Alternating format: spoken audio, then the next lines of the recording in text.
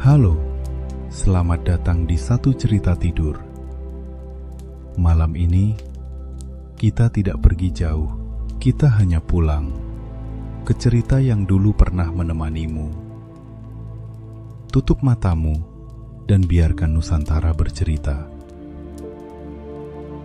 Di ujung timur Pulau Jawa, di mana tanah berwarna kelabu dan langit terasa lebih dekat dari biasanya, ada sebuah tempat yang tidak bisa dilupakan siapapun yang pernah melihatnya, meski hanya sekali saja.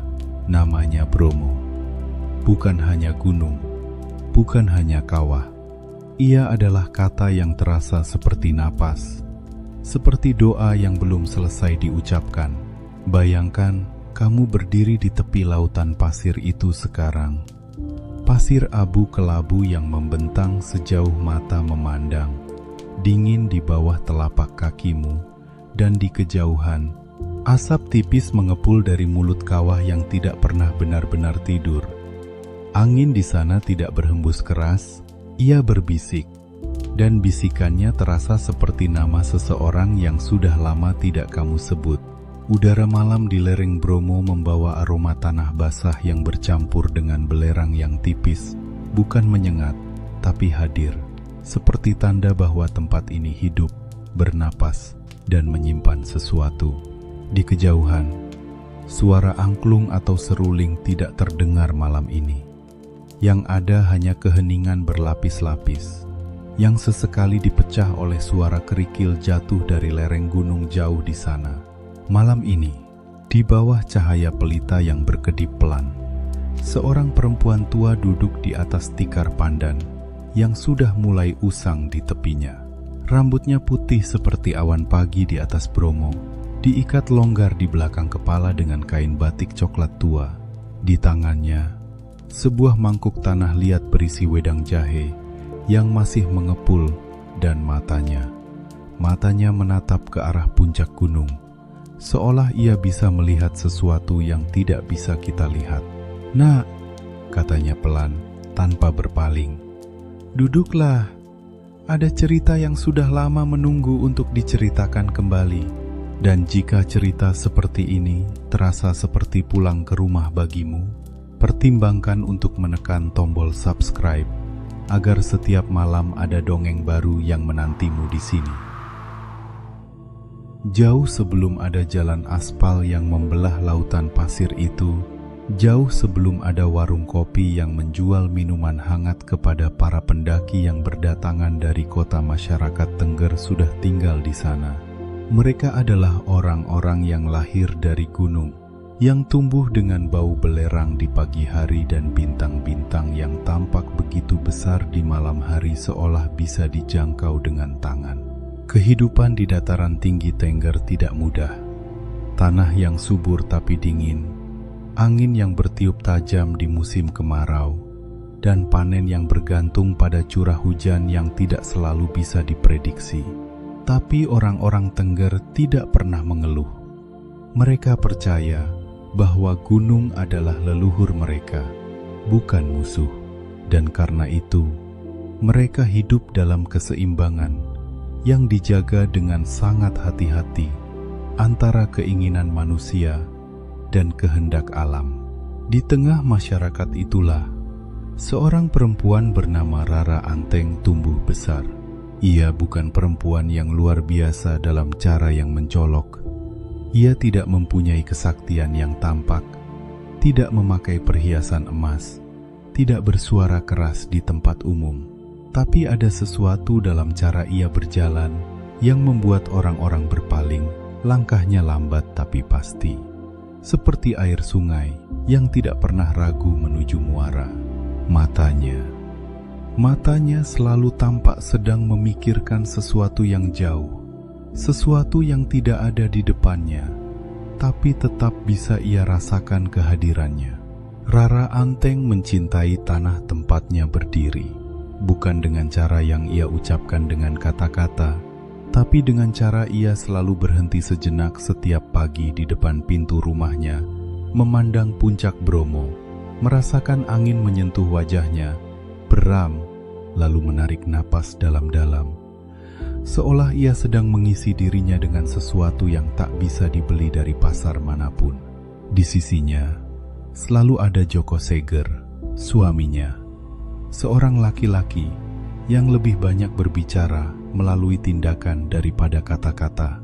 Tangannya kasar karena kerja keras, tapi genggamannya selalu terasa hangat. Ia adalah orang yang tidak pernah meninggalkan istrinya, berdiri sendirian menghadapi apapun. Entah itu badai, entah itu kesedihan, entah itu keheningan, yang kadang terasa lebih berat daripada suara apapun. Mereka sudah lama menikah, dan di antara semua yang mereka miliki, rumah yang sederhana, kebun yang subur, rasa hormat dari warga desa, ada satu hal yang belum hadir.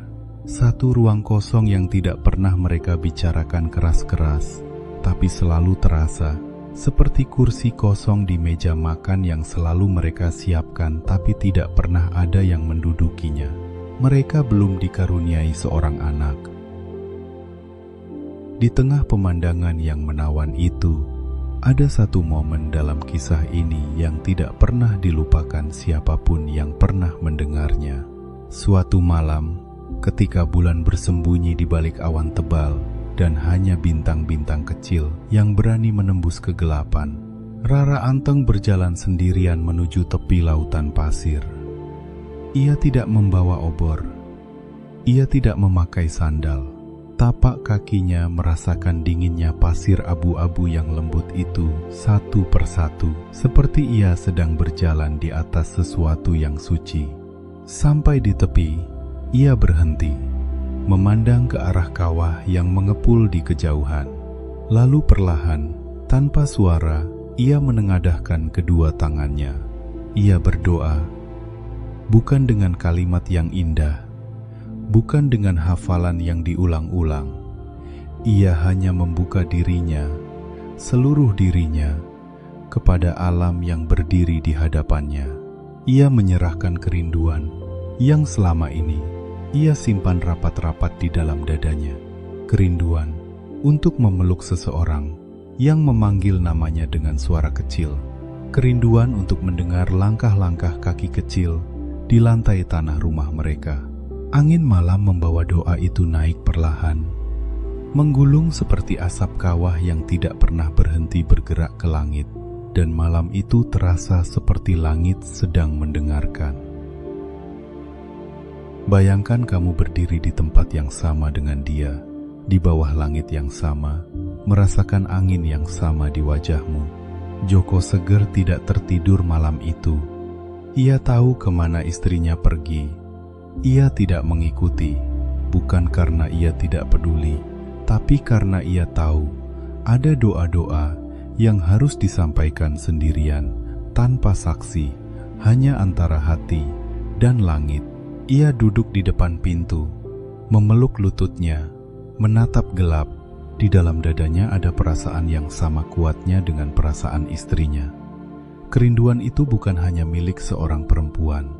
Ia ada di dalam dirinya juga, mengendap di bawah lapisan ketegarannya seperti air di bawah tanah. Tidak terlihat, tapi selalu ada, selalu mengalir. Ketika Rara Anteng pulang dengan kaki yang dingin dan mata yang sedikit berkaca, Joko Seger tidak berkata apa-apa. Ia hanya membuka tangannya, dan istrinya duduk di sampingnya, menerima kehangatan itu. Mereka duduk berdua di depan pintu sampai fajar mulai menyingsing di balik punggung Bromo, warna emas kemerahan yang muncul perlahan, seperti jawaban yang tidak terburu-buru tapi pasti akan datang. Tidak semua keputusan terasa benar saat dibuat, tapi beberapa keputusan baru terasa benar bertahun-tahun kemudian. Ada yang berubah hari itu. Meski tidak ada yang bisa menyebutnya dengan tepat, hari-hari setelah malam, doa itu membawa perubahan yang lembut, bukan perubahan yang bisa diukur atau dihitung, tapi terasa seperti ketika musim berganti. Tidak ada satu hari yang tiba-tiba berbeda, tapi suatu pagi kamu terbangun dan menyadari bahwa udara sudah tidak sama lagi. Burung-burung yang biasanya tidak tampak di sekitar rumah mereka mulai muncul, bertengger di dahan-dahan pohon Kamboja yang tumbuh di halaman. Suara mereka bukan kicauan biasa. Ada irama di sana yang terasa seperti lagu tanpa kata. Kebun mereka tampak lebih hijau. Tanah terasa lebih hidup di bawah tangan Joko Seger dan Rara Anteng. Ia mulai merasakan sesuatu yang bergerak lembut di dalam dirinya. Sesuatu yang kecil, tapi ada. Seperti tunas yang baru saja mulai menembus permukaan tanah. Belum terlihat, tapi sudah bisa dirasakan oleh mereka yang tahu cara mendengarkan bumi. Ia tidak langsung berkata kepada suaminya. Ia menyimpan perasaan itu dulu di dalam dadanya, merawatnya dengan hati-hati seperti merawat nyala api di malam yang berangin. Alam tidak pernah bohong, hanya manusia yang kadang lupa cara mendengarnya. Tarik napas pelan, tahan sejenak, lalu lepaskan. Rasakan punggungmu menyentuh kasur. Rasakan beratmu sendiri. Kamu aman di sini, di dalam cerita ini, di dalam malam ini. Mungkin kamu pernah mendengar nama ini dalam mimpi. Nama yang terasa seperti milikmu, meski kamu belum pernah memanggilnya. Ketika Rara Anteng akhirnya memberitahu Joko Seger, ia memilih cara yang sederhana. Ia tidak berteriak dari kegembiraan. Ia tidak membuat upacara.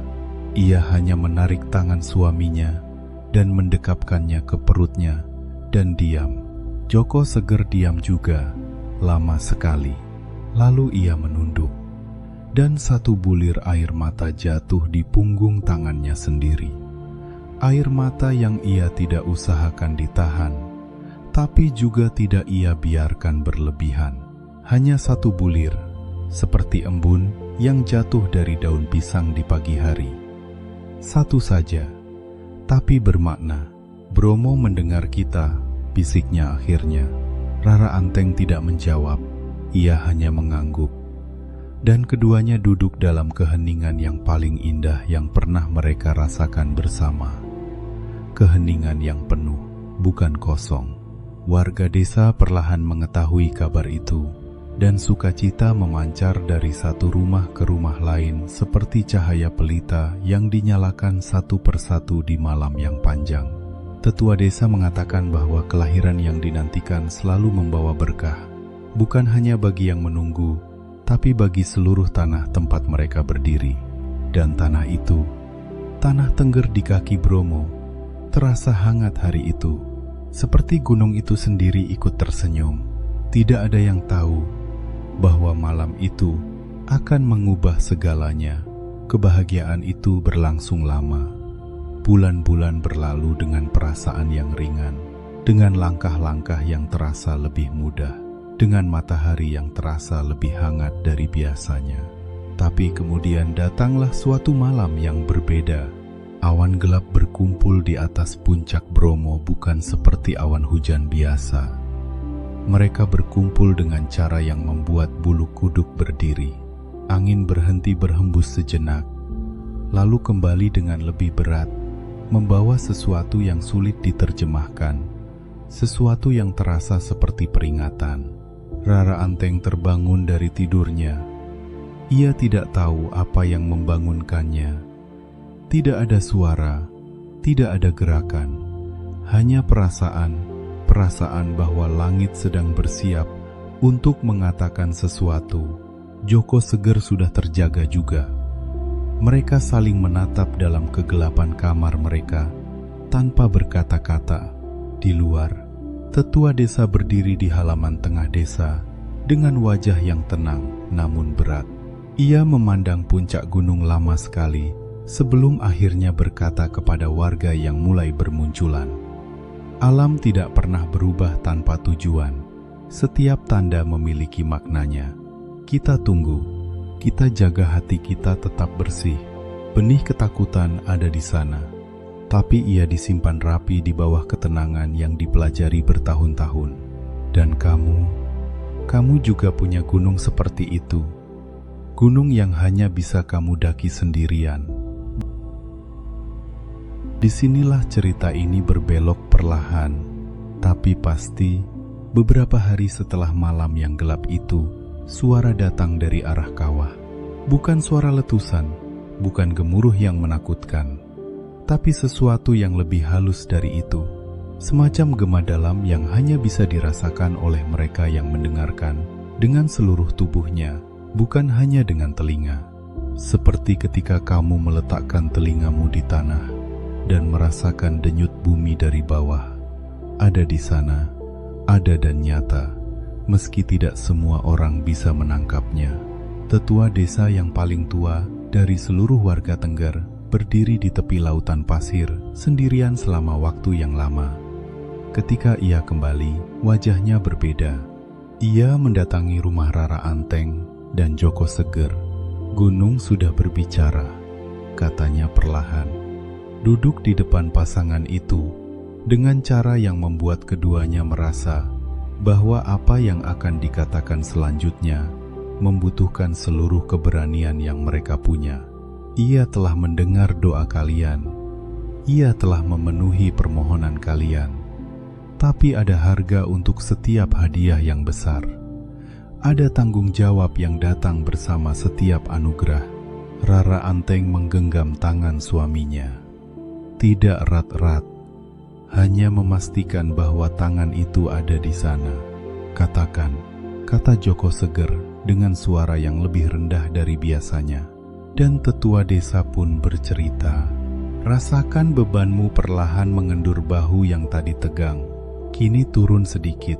Kamu tidak perlu memegang apapun terlalu keras malam ini. Biarkan malam menjagamu. Kisah ini belum selesai, tapi kamu boleh beristirahat sejenak di dalamnya. Seandainya kamu bisa melihat wajah Rara Anteng saat itu, kamu pasti mengenali sesuatu.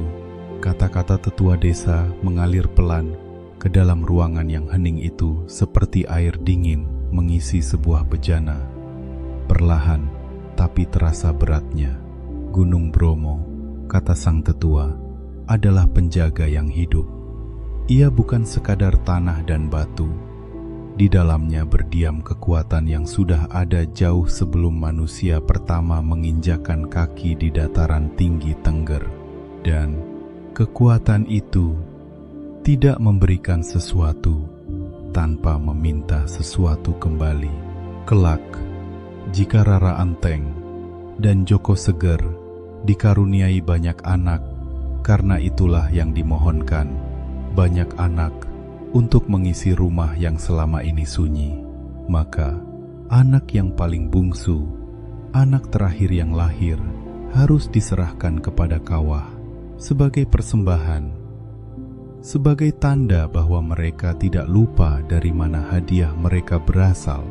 Rara Anteng menutup matanya. Ia tidak menangis. Tidak langsung, di dalam dadanya ada badai yang bergerak. Perasaan-perasaan yang bertabrakan satu sama lain. Syukur dan ketakutan, cinta dan kehilangan, harapan dan kengerian. Semua ada di sana sekaligus. Joko Seger yang biasanya diam kini bersuara. Apakah tidak ada jalan lain?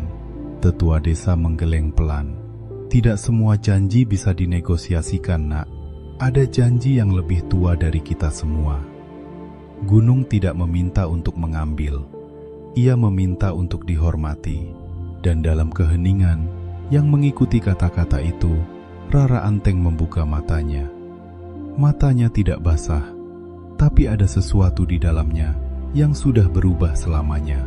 Seperti ketika cermin retak dan kamu tahu, meski masih bisa melihat bayanganmu, bahwa sesuatu tidak akan pernah sama lagi.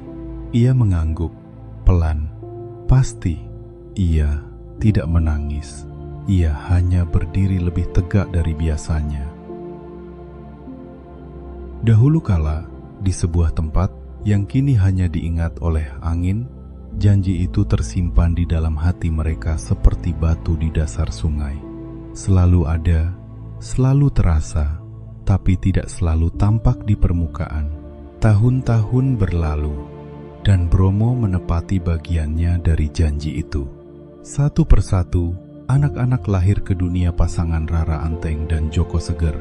2, 3, 5, 7. Rumah yang dulu sunyi menjadi penuh dengan suara tawa, pertengkaran kecil, tangisan, dan nyanyian. Lantai tanah rumah itu sekarang penuh dengan jejak-jejak kaki kecil. Meja makan mereka tidak pernah lagi punya kursi kosong. Rara Anteng merawat setiap anak dengan cinta yang tidak pernah berkurang meski dibagi ke banyak hati. Ia hafal wajah setiap anaknya, bahkan di kegelapan total. Ia tahu cara tangisan mana yang berarti lapar, mana yang berarti takut, mana yang hanya butuh dipeluk. Dan di setiap kelahiran baru, ia selalu merasakan dua hal sekaligus: kebahagiaan yang meluap-luap, dan di bawahnya, seperti akar pohon yang mencengkeram tanah, rasa tahu bahwa hitungan itu terus bertambah, bahwa suatu hari angka terakhir akan tiba. Joko Seger tidak pernah membicarakan janji itu keras-keras, tapi Rara Anteng tahu suaminya memikirkannya juga. Ia bisa melihatnya dari cara pandang Joko Seger berubah setiap kali mereka menerima kabar tentang kehamilan baru. Ada kegembiraan yang nyata, dan di belakang kegembiraan itu, bayangan yang diam-diam mengikuti. Tanah tempat ia berdiri terasa berbeda sekarang, atau mungkin ia sendiri yang sudah berbeda. Ini adalah bagian dari kisah yang paling sulit untuk diceritakan. Ketika anak yang ke-25 lahir, ya, 25, rumah mereka terasa seperti desa kecil tersendiri. Suara anak-anak memenuhi setiap sudut, setiap pagi adalah keriuhan yang hangat, setiap malam adalah kasur yang penuh dengan tubuh-tubuh kecil yang berbagi kehangatan. Anak yang ke-25 itu diberi nama Kesuma. Ia lahir di fajar, ketika cahaya pertama menyentuh puncak Bromo dan mengubahnya menjadi emas. Ia lahir dengan mata yang terbuka lebih cepat dari bayi-bayi sebelumnya, seolah ia sudah tidak sabar untuk melihat dunia. Kulitnya hangat seperti tanah setelah hujan, dan tangisannya, suaranya tidak seperti tangisan, lebih seperti panggilan. Rara Anteng mendekapnya di dadanya dan tidak mau melepasnya lama sekali. Joko Seger berdiri di sudut kamar, memandang istrinya dan anak bungsunya dengan ekspresi yang tidak bisa disebutkan dengan satu kata saja. Bukan sedih, bukan bahagia, sesuatu di antara keduanya. Sesuatu yang hanya bisa dirasakan oleh mereka yang pernah mencintai seseorang dengan tahu bahwa cinta itu akan diuji. Di luar kamar, warga desa sudah tahu. Tetua desa duduk di bawah pohon beringin tua di dekat rumah mereka, menunggu, tidak memaksa, tidak berkata apa-apa, hanya menunggu, dengan cara yang menunjukkan bahwa ia memahami bahwa beberapa hal tidak bisa terburu-buru. Tidak semua keputusan terasa benar saat dibuat, tapi beberapa keputusan baru terasa benar bertahun-tahun kemudian. Dengarkan napasmu sendiri sebentar. Kamu sudah jauh hari ini, sudah merasakan banyak hal, sudah berjalan jauh di dalam cerita ini, dan kamu layak untuk beristirahat. Biarkan bahu itu turun, biarkan rahang itu mengendur. Kamu aman. Ada satu momen dalam kisah ini yang tidak pernah dilupakan siapapun yang pernah mendengarnya. Malam sebelum mereka harus menepati janji itu, Rara Anteng tidak tidur. Ia duduk di samping Kesuma yang tertidur di tikar bambu, memandang wajah anak bungsunya dalam cahaya pelita yang berkedip. Ia menghafal setiap lekukan wajah itu. Alis yang sedikit tebal, bibir yang sedikit terbuka saat tidur, cara jari-jari kecilnya menggenggam selimut lusuh meski tidak ada yang digenggam. Ia tidak menangis. Ia melewati titik di mana air mata bisa membantu jauh sebelum malam ini. Yang ia lakukan hanyalah hadir, sepenuhnya hadir, memberikan seluruh perhatiannya kepada satu malam ini, kepada satu anak ini, kepada keheningan yang hanya ada di antara seorang ibu dan anaknya yang sedang tidur. Joko Seger masuk ke ruangan itu pada tengah malam. Ia duduk di sisi lain Kesuma, dan keduanya duduk mengapit anak bungsu mereka dalam keheningan yang begitu penuh sehingga terasa padat. "Apakah aku seorang ibu yang baik?" tanya Rara Anteng akhirnya, tanpa memandang suaminya. Joko Seger diam lama. "Kamu adalah ibu yang paling baik yang pernah aku kenal," katanya akhirnya. "Dan besok kamu akan melakukan hal yang paling berat yang pernah dilakukan oleh ibu manapun." Dua hal itu tidak saling meniadakan. Rara Anteng mengangguk pelan, mengusap rambut Kesuma yang lembut dengan telapak tangannya. Dan mungkin itulah yang namanya cinta yang sesungguhnya. Bukan yang paling keras, tapi yang paling sabar. Bayangkan kamu berdiri di tempat yang sama dengan dia, di bawah langit yang sama. Pagi itu, saat matahari baru setengah menampakkan diri di ufuk timur, rombongan Rara Anteng dan Joko Seger mendaki lereng Bromo dengan langkah yang berat. Kesuma digendong di punggung ibunya. Ia tidak menangis. Anak itu memandang sekeliling dengan mata besarnya, melihat kabut yang bergulung di antara batu-batu besar, melihat asap yang mengepul dari kawah di kejauhan, seperti sedang menikmati sebuah perjalanan yang tidak ia mengerti sepenuhnya, tapi terasa penting. Rara Anteng mendaki tanpa berkata-kata. Kakinya mengenal setiap batu di lereng ini. Ia sudah mendaki gunung ini ratusan kali, tapi tidak pernah seperti ini. Di belakang mereka, warga Tengger berjalan mengiringi. Doa-doa dilantunkan dalam bahasa yang sudah ada sebelum siapapun di sana lahir. Bau kemenyan yang tipis mengalir di antara kumpulan manusia itu, bercampur dengan udara dingin yang menusuk hingga ke tulang. Saat mereka mencapai tepi kawah, angin berhenti sejenak.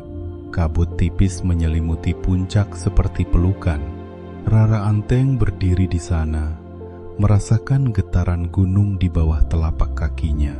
Ia menurunkan Kesuma dari punggungnya, mendudukkannya di tanah yang dingin, memandang wajah kecil itu untuk terakhir kalinya dengan jarak yang dekat. "Kamu bukan milikku saja," bisiknya kepada anaknya. "Kamu milik tanah ini, milik gunung ini, milik semua orang yang akan lahir setelahmu."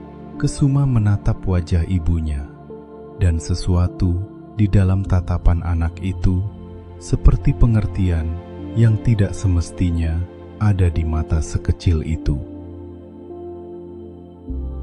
Di antara semua orang yang pernah tinggal di sini, hanya satu yang ketika Kesuma diserahkan kepada kawah Bromo, tanah di bawah mereka bergetar pelan, bukan menakutkan, bukan mengancam, seperti detak jantung yang mengakui sesuatu.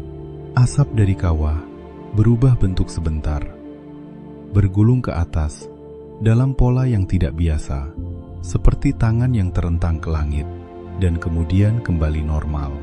Rara Anteng berdiri di tepi kawah dengan tubuh yang tidak bergerak, tapi di dalamnya, di dalam dirinya yang paling dalam, sesuatu bergerak terus, seperti api yang tidak padam meski angin sudah berhenti.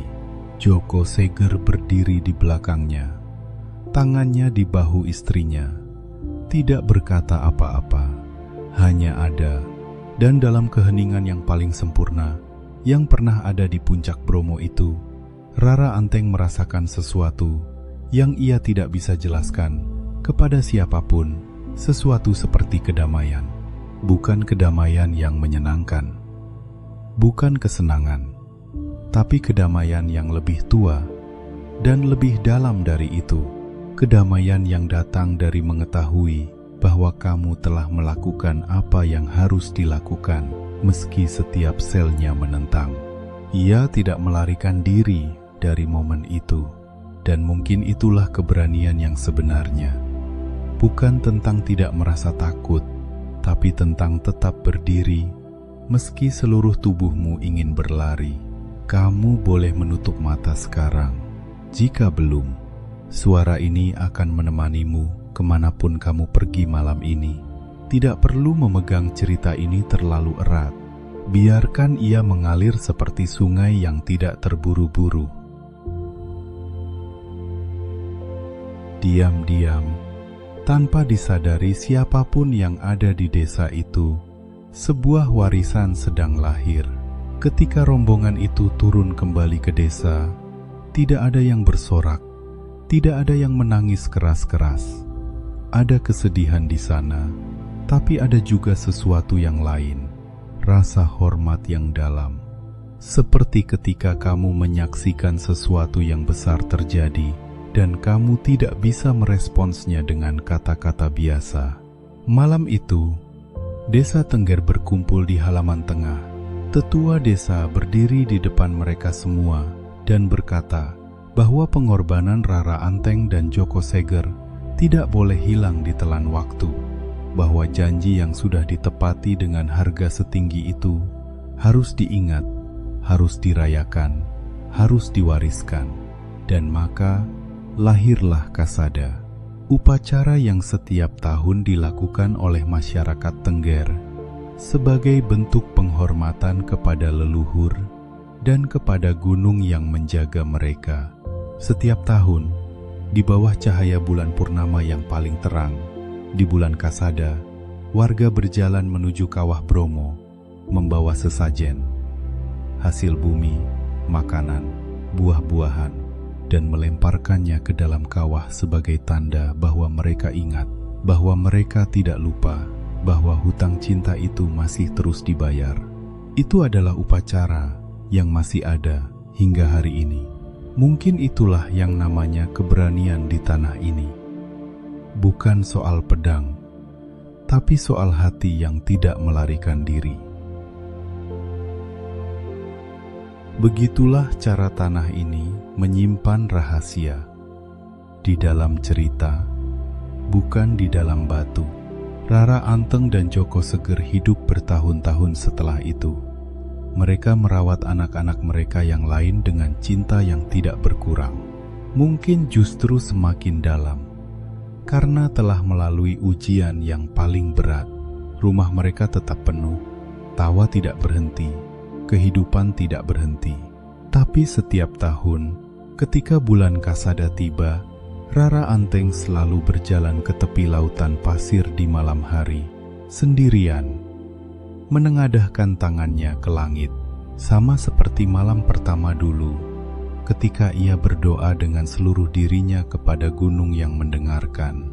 Bedanya sekarang, ia tidak meminta apa-apa, ia hanya hadir, hanya bersyukur, hanya mengakui bahwa hidup yang ia jalani dengan semua keindahan dan semua kehilangannya adalah hidup yang utuh.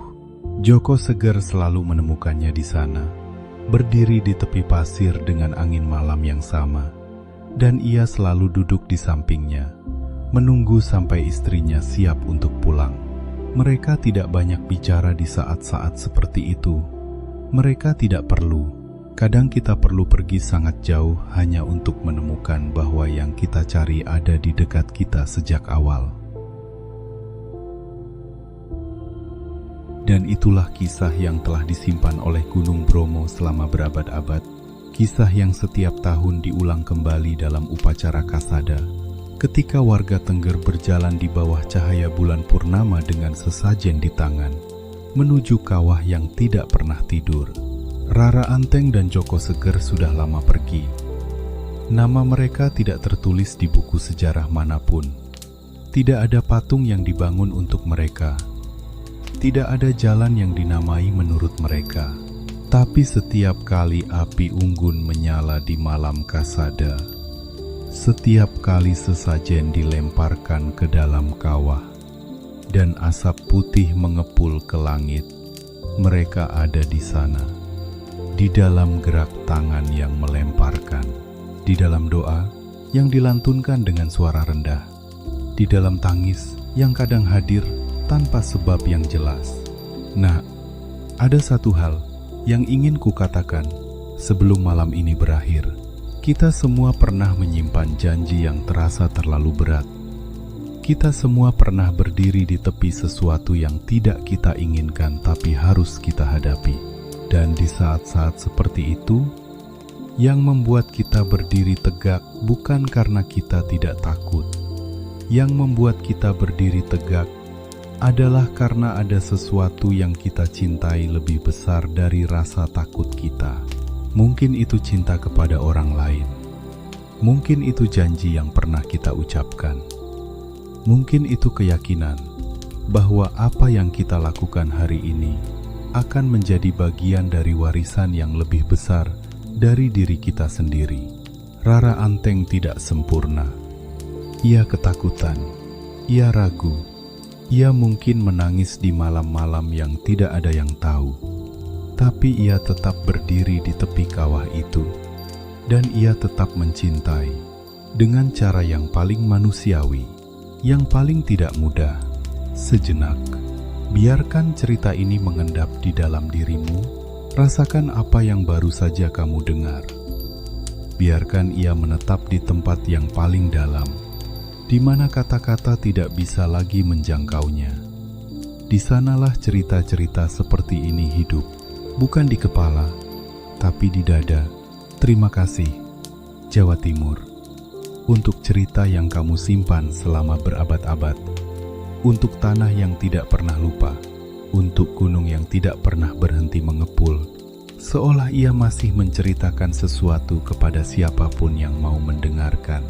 Dan kamu, yang sudah menemani malam ini, sudah mendengar sampai sejauh ini, tidurlah sekarang. Biarkan angin dari lereng Bromo membawamu ke mimpi yang tenang. Biarkan lautan pasir abu-abu itu menghampar luas di dalam tidurmu, luas dan sunyi dan aman. Kamu sudah berjalan jauh hari ini, sudah membawa banyak hal, sudah merasa banyak hal. Malam ini, biarkan semuanya beristirahat. Biarkan tubuhmu berat dan hangat. Biarkan napasmu melambat. Biarkan matamu istirahat dari segala yang sudah mereka lihat hari ini. Kamu aman. Kamu di sini, dan malam ini akan menjaga kamu. Jika kamu masih terjaga, masih ada satu cerita lagi dari ujung Nusantara yang menunggumu. Tapi untuk sekarang, tidurlah. Selamat malam.